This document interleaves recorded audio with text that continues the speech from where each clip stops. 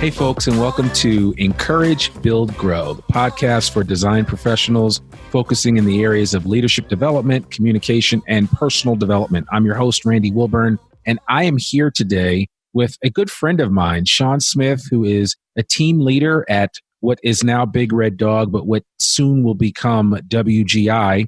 Shaun is in Houston, Texas, and he is someone that I have come in contact with in the past. He's been on a podcast episode with me in a previous life, and Shaun's a really good guy. And so I had to invite all of my friends to be on this podcast early because I wanted to build some momentum with people that like me. And that way I could go out and try to talk to people that didn't like me and get them on my podcast. Because once they see people like Shaun on the podcast, well, how will they turn me down? Right, Shaun?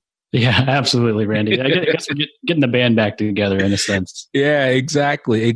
So how are you doing? Oh, doing excellent. It's summer down here in Houston, so we can't complain too much. We're not yet in that hot, humid, wet quilt phase, but we're getting there pretty quickly. Everything's going pretty tremendously.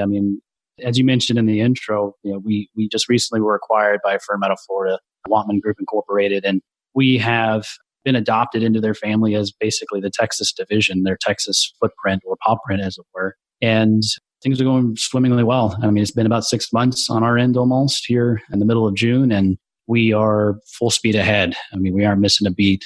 A lot of things that we were looking forward to in 2019 were the same things that WGI was looking forward to in 2019. And we are continuing to hit our metrics, growing at a pretty incredible pace. But all in all, on my end in the Houston market, this is a huge, resilient, thriving market for private development, which I'm primarily focused in on the civil side. But we tie in all sorts of vertical construction and whatnot. So things are growing really incredibly here in Houston too. All submarkets are hitting on all cylinders. So it's a pretty exciting time to be a part of this team and be a part of this market. Yeah, anytime I think of Houston, I think of Austin, I think of Dallas, I think of all of the explosive growth that are happening in those three huge markets. And then you look at just in general what's happening in the state of Texas as a whole. Infrastructure is booming everywhere. So there's a lot of work to be had. I think the biggest issue is A, enough time in the day to do all the work, and B, enough hands to help you get it done. Am I right? Yeah, absolutely. When we first heard, it came down the wire that WGI and Big Red Dog were joining forces, it was kind of serendipitous that two of the largest firms in Texas and Florida and two of the largest markets in the country, Texas and Florida, that is, are joining forces. It's almost like a superpower. You get to this point in your career and growth as a professional organization that you get to team with somebody who has a like-minded organizational values and plan and goal for the future. So, we're really excited in terms of, where we're going in terms of getting future talent, future work, infrastructure, private development. Public-private. It's all in our plan. And things are definitely on track for that.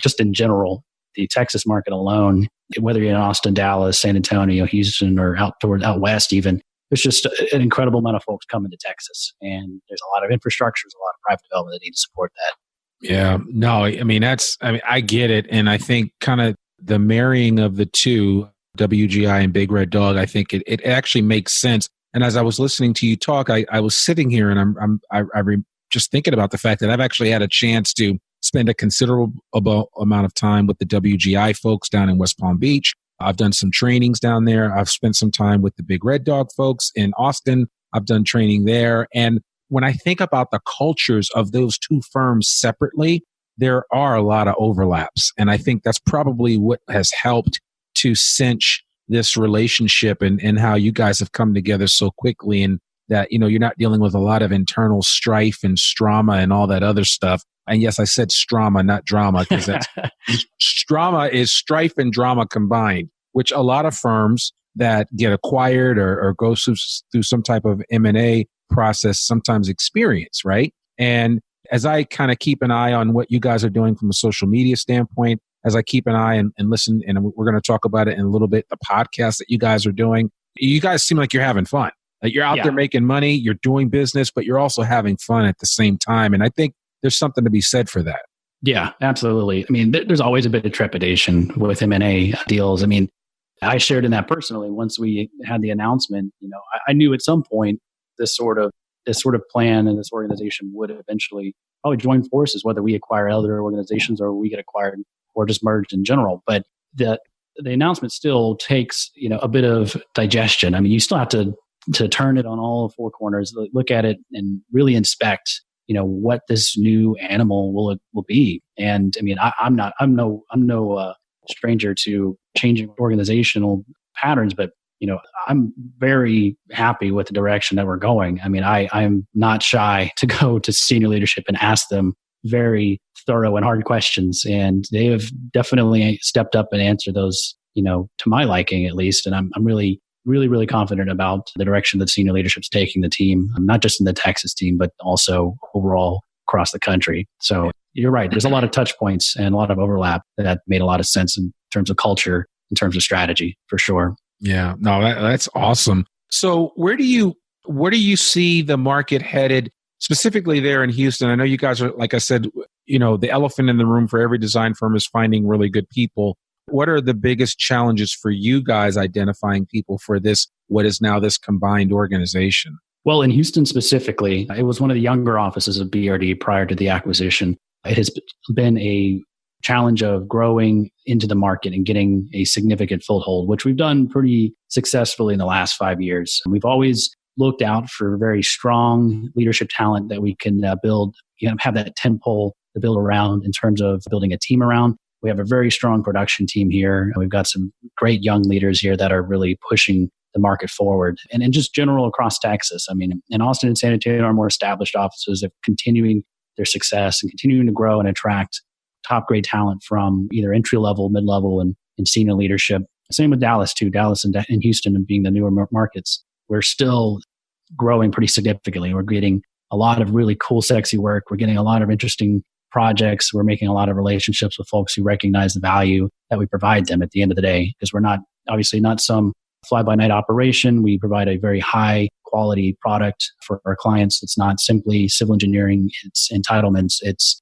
development services, it's a whole package. We help a client make a successful project from beginning to end. So it's been an interesting growth pattern, and it's something that resonates really well with clients and talent, especially younger talent coming into the industry. Yeah. And I think with that younger talent, one of the things that you constantly have to be thinking about is how are you going to develop them and bring them along, right? Because that's another big piece of the puzzle. And I think people nowadays, young people that are, if I'm graduating from college, I'm an engineer and I haven't had the best of internships rather, and I'm looking for a company that's going to really bring me along and develop me as quick as possible. Because of course, this young generation, Gen Z, which we're talking about now, which is just coming out of school, a lot of them, they have high expectations about what they're going to be able to do. And for them, it's going to be different than the experiences that someone like a Dave Wantman had when he graduated from college many moons ago. Not that he's an old guy, but I mean, the bottom line is it's just different times. And even you've experienced some differences. So even what you experience, you're a millennial. We talk about these Gen Z kids that are coming out of school right now. Their expectations for what they're going to get on the job has changed drastically. Yeah, absolutely. And I mean, for me personally, I'm one of those weirdos that took a break from college to go overseas and visit Iraq and Afghanistan for a few years. You served our country. So we appreciate that. Yeah, I was employed by the federal government at that time. But when I came back, I finished my college degree, got my degree in 2016. So I'm not too far removed from many of the young talent coming into the industry now, although I do have a more significant leadership experience behind that. So I have a much deeper connection or more familiar connection with the younger talent coming into our industry.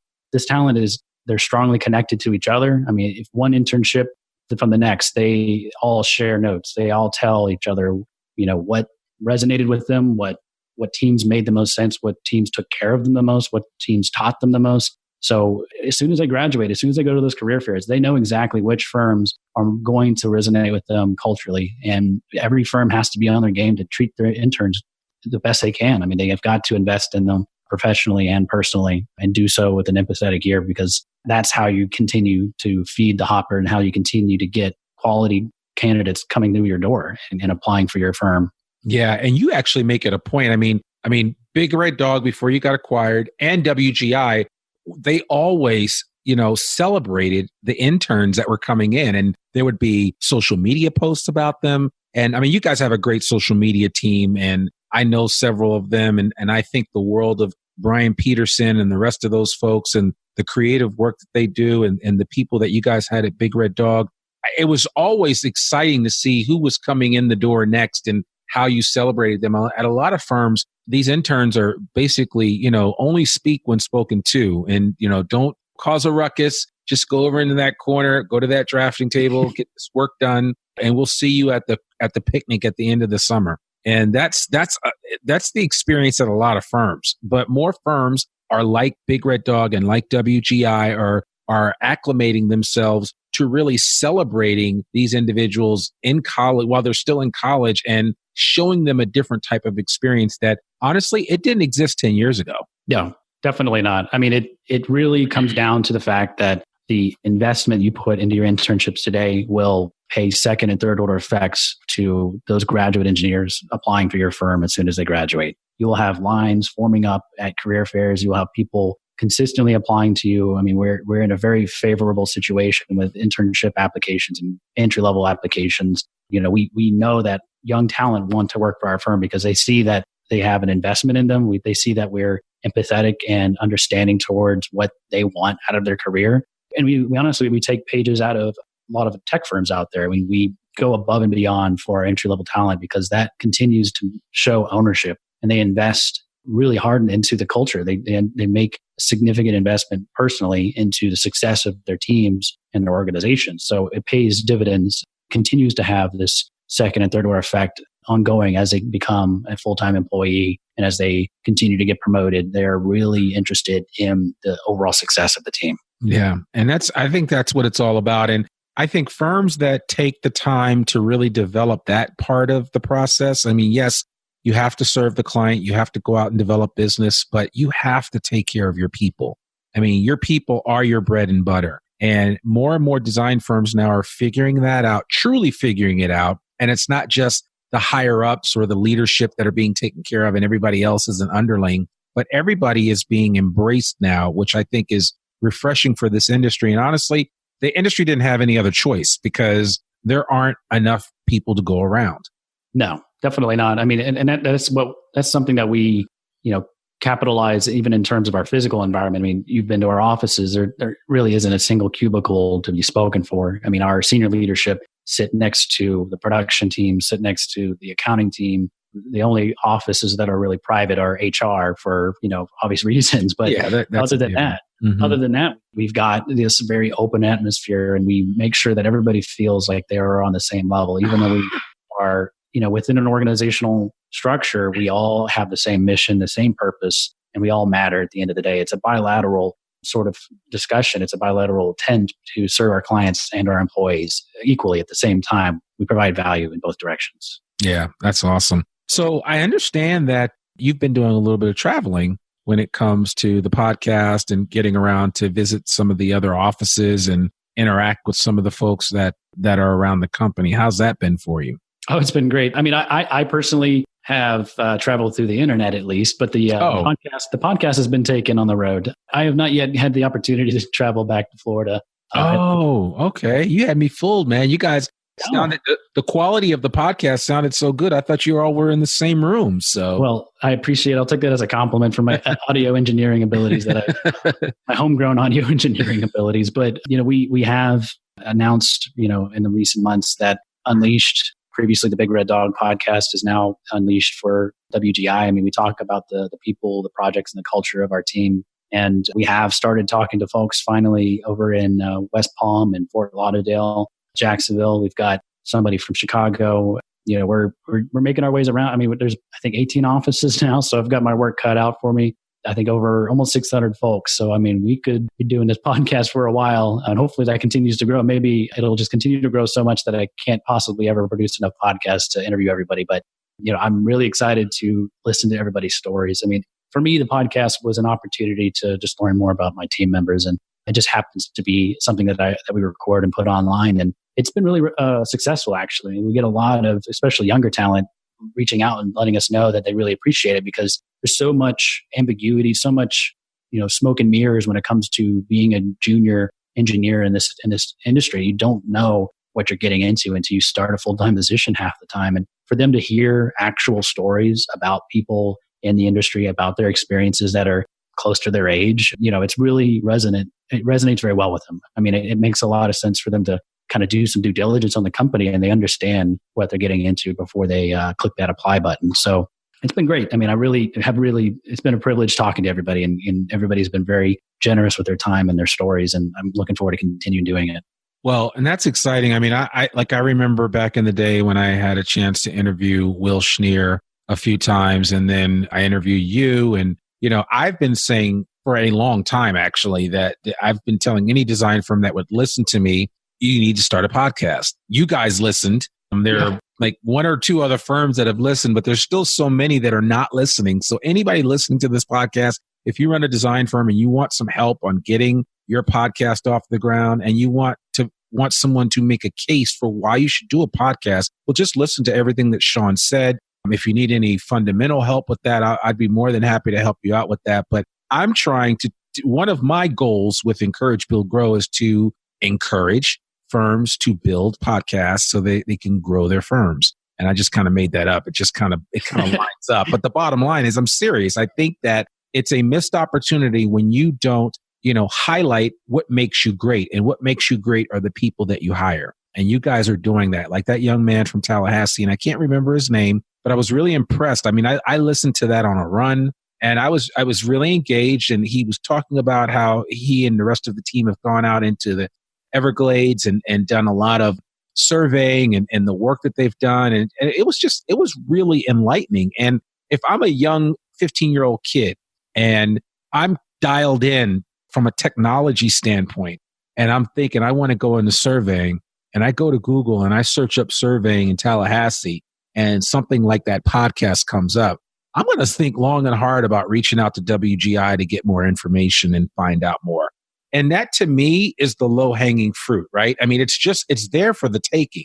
All you have to do as an organization, and you guys are doing it perfectly, is share what you guys are doing and share the individuals, because what makes a company great, like I said, are the people. And once you really start tapping into the personalities of each and every individual, including yourself and including other people that are hosting it, I mean, it takes on a life of its own. And I don't think you're ever going to run out of material. No, absolutely not. Yeah. And that gentleman was Stephen Dees. He's one of our surveyors and training over there in Tallahassee. And, one of the things that, from that story alone, and really the common thread throughout all of the interviews that we've done so far has been, really what has surprised me really has been the authenticity that people have been offering in terms of their stories, their backgrounds, some things that you wouldn't expect from perhaps an engineering or design professional to be willing to share on a very public forum, that's being distributed on the internet. I mean, we aren't typically considered a very outgoing bunch, engineers and whatnot, but I've been so, absolutely floored by the amount of authenticity and transparency that folks are willing to share in terms of their personal lives, in terms of their professional lives. And, what we really have kind of based the podcast on is the sense of radical transparency to give people a look at what this team looks like as individuals, not just as our resume, not just as our SOQ, not just, what our flashy branding looks like. It's the actual individuals that make this team so successful. It's because we're authentic and empathetic people. And when that podcast airs and we have, blogs, featuring our interns and team members, people can see that these are real people doing real work, regardless if you're a client or a potential, candidate for as an employee sometime in the future, or just someone generally interested in the industry. It has been a tremendous impact for me personally, but also just for everybody who's been a part of the podcast has been very proud and fond of the result for sure. Yeah, no, I absolutely love that. I'm getting more and more excited. I did a talk last year and just making us a claim for why any company should develop a podcast, a corporate podcast for their firm. And it's not so much, the natural inclination is to think, from a business development perspective, it makes sense, right? We're going to tell everybody about all the amazing things that we do. That's part of it. That could be part of it. The real part is to highlight the people, like we said, and that the rest of it kind of takes care of itself. Because even on that episode that we listened to, there, he highlighted all of the technology that you guys are using for surveying now and the capabilities that you have. And I mean, it's like a commercial without being a commercial, Mm-hmm. which is kind of nice. Yeah, we definitely quickly realized that the platform itself would be more so for almost kind of a recruiting and retention platform rather than a business development platform. Really, I don't expect, a great deal of potential clients or existing clients to dial into a podcast detailing all of our service lines. I mean, that's not what they're primarily interested in. They want value, they want results, they want the product. We can go and discuss that at any time with any of our clients. So the podcast itself really isn't geared towards that. It's really about investing in our team and showing them how much we really truly care about them, and truly caring enough about them to show on public forums that these are our people. And we recognize that they may very well get recruited. We may very well that they might get contacted by folks outside of our firm. But at the end of the day, we know that we're taking care of them. We can trust in the fact that we're taking care of them well enough that they're going to recognize that the grass isn't greener on the other side. And they're really going to recognize that we are invested with them as individuals, not just as employees. Hey, amen. I couldn't say it any better than that. Well, let me ask you this, Shaun, because I know, again, you shared earlier and that you're a veteran. And again, we really appreciate your service to this country. I'd like to know, what are your thoughts about ways that design firms can position themselves to take advantage of those individuals coming out of the military? And we've talked about this before, but what are ways that design firms can position themselves to get some of the best and brightest that are finishing up their duties and heading back into civilian life? Oh, sure. Yeah. This could probably be a podcast to itself. For right. Sure. I know. There are a lot of resources out there, but ultimately what I feel affected me the most as a professional, as a veteran entering into this profession, at least, is that engineering tends to be very conservative in terms of the more traditional framework of business. What I wanted very quickly in my career was to leverage my leadership ability. And engineering firms often do not empower young talent to step into management and leadership roles quickly because of our professional certification timelines. It takes 4 years for us to get our professional engineering license. And, I'm on track for that. I just passed my PE and should have my seal by the end of the year. But congrats. Thank you. Yeah, it took a little bit of studying, but I'm glad to have it behind me. But, this team, this organization definitely empowered me and trusted me and my abilities from my past experiences, especially in the military, to step up and take leadership roles. And there aren't a lot of firms that are willing to do that without you having a traditional engineering certification and experience to support that, basically. Veterans tend to learn very quickly. Veterans tend to grasp concepts very rapidly, and they focus on accomplishing a mission in a very intentional and focused way. So it's really not the same timeline for somebody who has been 4, 5, 6 years in active duty service or reserves or National Guard and have served as a squad leader, team leader, or an officer even, to step into this role as a graduate engineer or an entry-level engineering role and climb the ladder at the designated time frame. That's one of those things that frustrates veterans the most, is that they get into these industries, not just engineering, and aren't able to accelerate themselves in the way that they want to because their particular skills aren't being leveraged. And it may necessarily mean that you have to have them, saddled between two different roles. I mean, there might be a kind of a hybrid role where they take leadership opportunities and management opportunities, but also, are coupled with somebody who has technical experience. And in my case, I have somebody that works with me to seal my plans with me, when I have to sign and seal plans. But by and large, most of the project management and even the design and design management is coming through me. So, it's just about creating those opportunities for those veterans and not trying to fit a square peg in a round hole, and, keeping them engaged in a mission and realizing the ultimate result that you're looking for them, and continuing to give them challenges at the end of the day. Yeah. I mean, you said it, and especially for a lot of these guys they're coming out of the military, and some of these guys and gals were responsible for other people's lives. Yeah. And it's like, we think, oh, well, they don't understand what we do here in the design firm. And I'm like, no, they get an idea of the urgency of situations, and how, especially for engineers and architects, if you don't design something or build something properly, people could die. And in the same way, and when you're serving in the military and you have other people under your charge, you're responsible for their safety. You're responsible for their lives, essentially. So I think there's a definite correlation and a connection between the two, which, you would think that more design firms would be actively recruiting out and finding well qualified candidates coming out of the military that could then become part of their organization. So, yeah, definitely. So I hope to see more of that happen in the future.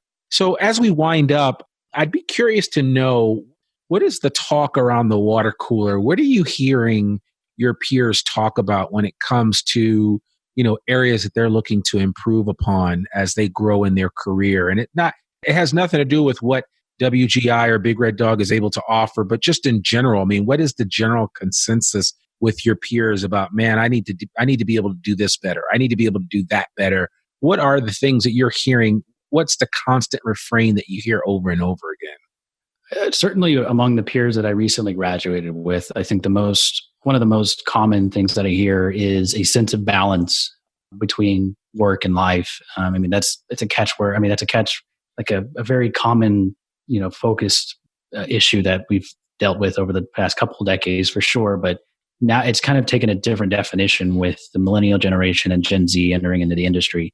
A lot of folks want more remote opportunities. They want flexible hours. They want benefits that really truly reflect the value that they provide a company, whether that's through, retirement benefits or, being able to take a hiatus at some point, a paid hiatus or some sort of long-term vacation after 4 or 5 years, for example. Maternity and paternity leave, realistic maternity and paternity leave, not just, here's a week or so, for you to recover. Like, that's not realistic for a mother to give birth and recover. It's becoming more aware of the many diverse backgrounds of professionals that we have in this industry and being able to accommodate them in a very real way and not just because everybody else is doing it the way that it has been done. Stepping up and actually identifying those opportunities and taking care of those team members. And secondly, really professional development is something that's always an element that folks are bringing up. I mean, it's just the opportunity to continue doing continuing education and, being able to learn new skills, whether within your teams, outside your teams, or outside your firm, cross-training, things like that. And I think organizations today are stepping up in a meaningful way to offer those sorts of, seminars and luncheons and offer things that make a lot more sense. And with, the ability to publish that online and everything, it's obviously much easier for folks to be aware of what's going on. And additional just certifications that pop up, whether that's lead certifications and vision certifications or PMP certifications, leadership and management type certifications. Those sorts of opportunities are definitely well sought after, and folks are really very fond of it when teams and companies rather are able to help fund those pursuits. Yeah, I mean, I hear that over and over again, and you're so right about the work-life balance thing. A lot of that I see on the side of personal development, personal care, right? It's like sometimes you just have to tell people you need to get 7 or 8 hours of sleep. You need to make sure you take some time for yourself. You need to kind of step away from the desk while you're at work. I mean, there's a lot of little things that you need to do. And then you need to remember that you need to have a quality of life in the office, and that quality, you need to have the same quality of life outside of the office, right? I tell a lot of people that the people that you work with, you spend as much, if not more time with them than you do with your personal your actual family. So it's important for you to be in an environment that is positive and that's nurturing. And I think the firms that are taking the time to figure out what nurtures their people and what keeps them going, both in and out of the office, those firms are going to be around for the long term, I think. So it makes a big difference. Even little things like, and I always share this anecdotal story because it's true based on some research that financial training programs that do financial literacy, they did a study that showed that for every dollar that a firm spends on financial literacy for their employees, they get a 3-to-1 return on that investment. Wow. So, right. Yeah, exactly. So think about it. I mean, just like, for instance, if I walked into any any company rather, and said, listen, I'm going to help all your people become debt free. And ultimately that happened in maybe a period of time, it would be hard for people to leave a place that helped free them from a situation that affects most of us, right? I mean, our government has some debt. Personally, our debt has risen since the financial crisis of 2008, 2009. And So that's still something that we struggle with in this country and in other countries. But the bottom line is, a lot of times, if you figure out a way to scratch where people itch and solve problems for them, they will be more than grateful for those problems that are solved. And they'll remember who helped them do that. So I think there's a lot to be said for that. So you're absolutely right. And I appreciate you sharing that feedback and information. So as we wrap up, I want to hear from you. What's the latest book you've read that has really impacted you? Inquiring minds want to know. Sure. Yeah. I usually use audiobooks. I think on the last interview that we had together, I was talking about my commute. I've actually moved within 5 minutes of the office, but now Oh my goodness. Because your commute was what before? It was like 45, 50 minutes? Yeah, it was very long. But I've moved within 5 minutes driving distance of the office, and now I'm walking to work for 20 minutes. So that's my my daily podcast and audiobook dose. So I still find a way to program it in and do it a little more healthy, hopefully. Okay. Lately, I've been working my way through Principles by Ray Dalio. Oh, yeah. That's great. Yeah, the founder of Bridgewater. But that's been very, very helpful. And I think he's got a lot of interesting wisdom in there for sure. Not just for professional endeavors, but primarily for personal life. So it's been a good read for sure. But it also bleeds over into the workplace too. So, I mean, a lot of what he talks about. And do you happen to have the app, the Principles app, or are you listening to the podcast? Are you listening to just the book, the audiobook? I do not have the app. Yeah, he mentions it in the audiobook, but I'm listening, through Audible. So I haven't downloaded it just yet. So, and he's really smart. He just decided that, you know what, I'm going to give it away for free. He created an app. It's called Principles by Ray Dalio. And in that, it has a physical copy of the book, so you can read through it on your Kindle. And it has an audio version of the book as well. And then it has other aspects that it makes you aware of. And I'll put a link to that Principles app in the show notes for anybody that wants it. So I think that would be good. And so tell me, what's the latest movie you've seen that you really enjoyed? I don't even remember at this point. I've been trying to get to see Captain Marvel so I can eventually see the latest Avengers. Right. Trying to continue my completionist version of the Marvel Cinematic Universe, and I've caught up pretty well. But I think the last one I may have watched was Ant-Man, so I could catch up to Captain Marvel, so I could catch up to the Avengers. So you saw Infinity War? I did see Infinity War. I did not see Endgame yet. So, but unfortunately, because of the way information leaks, you know what happens, right? I don't actually know. I've avoided spoilers for 45 days now. Yeah, wow, you're doing a good job. I mean, clearly you're not paying attention to much at all because there's so many little hints dropped here and there about what happens, and I won't ruin it for you. It's really a good movie. Definitely see Captain Marvel. It is worth it. But Avengers Endgame, it's quite interesting the way they tie everything up. So I'll be sure to circle back with you to see what you think about that at the end. Well, listen, do you have any final thoughts for our audience before we conclude? I mean, I guess really what I like to leave on with most design professionals and folks that are in my peer groups is really to, especially junior leaders, is to lead with empathy and connect with your team members and invest in them as people. The project management, the design, the client relationships, all of that will come if you primarily focus and take care of your team first. All of that follows behind that because your team will take care of you and the organization will thrive because of it, for sure. Man, that's it right there. Spoken like a true leader. Shaun Smith, thank you so much, man, for coming on the Encourage, Build, Grow podcast. It means the world to me. Like I said, I know we've hung out before and you've been on previous podcasts with me and now you're on this new podcast. So I really appreciate it. I also appreciate all your encouraging words. So thank you so much. And folks, you got to check out the WGI podcast. I'll put a link to it in the show notes. And Shaun, if anybody wants to reach out to you, what's the best way for them to contact you? On Twitter, I am at Terrio Smith. It's spelled the Riot Smith. You can find me on LinkedIn, Shaun Terrio Smith. I've got a blog for Houston development. It's called Building Bio City. It's buildingbio.city. Otherwise, you can find me online with wginc.com/podcast. I'm around. So you're all over. Well, I'll get all that information and we'll make sure that we put that in the show notes as well. And so again, thank you so much for coming on the Encourage, Build, Grow podcast. We really appreciate it. I appreciate it, Randy. It's definitely a genuine pleasure. Thank you. So folks, there you have it. Shaun Smith from WGI /Big Red Dog, soon to be exclusively WGI. I hope you enjoyed this episode of the podcast. I had so much fun hanging out with Shaun and just chatting with him. And I hope that you got some nuggets of wisdom and some ideas out of what Shaun had to share about some of the best practices that they're experiencing there at WGI and what he's doing with the podcast. And I was serious about what I said. If you are interested about getting a podcast started for your company, let me know. I will take care of you. I'm your man. We'll get you set up. We'll get it going.